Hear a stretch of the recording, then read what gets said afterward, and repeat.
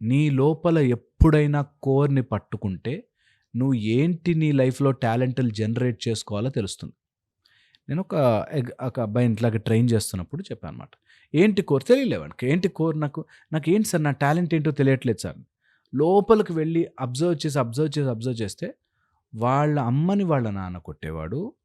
వాళ్ళ అమ్మ మైండ్‌లో అబ్బాయిలందరూ ఇలా టార్చర్ పెడతారు, కొడతారు.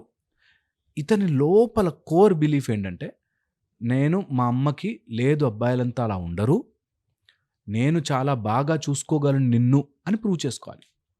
దానికోసమే చదివాడు, కష్టపడ్డాడు. ఎక్కడో ఆఫీస్‌లో ఏ ప్రాబ్లమ్ వచ్చినా, అమ్మో! నేను మా అమ్మకి సరిగ్గా డబ్బులు ఇవ్వలేనేమో, తనని నేను చూసుకుంటానని నమ్మించలేనేమో అనే భయంలో బతుకుతుంటాడు. యువర్ కోర్ బిలీఫ్ ఈస్ మా అమ్మని చూసుకోవాలి. దానికి అడ్డుపడేవి దాన్ని తప్పించుకుంటూ తిరుగుతూ టాలెంట్ మీద ఫోకస్ పెట్టరు. సో, మీ మదర్‌ని చూసుకోవాలి అన్నప్పుడు ఆమెకి ఏమిష్టమో చూసుకొని, దానికి తగ్గట్టుగా మనం స్కిల్ డెవలప్ చేసుకుంటూ వెళ్తే ఆటోమేటిక్‌గా అందులో సక్సెస్ అవుతారు.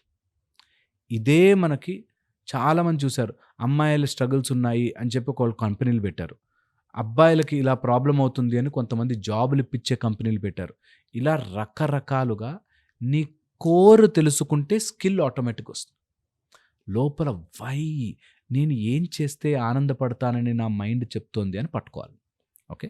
ఇవన్నీ బికాజ్ ఇన్ సృష్టిలో ఉన్నాం కాబట్టి, ఈ రియల్ లైఫ్‌లో ఉన్నాం కాబట్టి మనకి ఇవన్నీ అవసరం.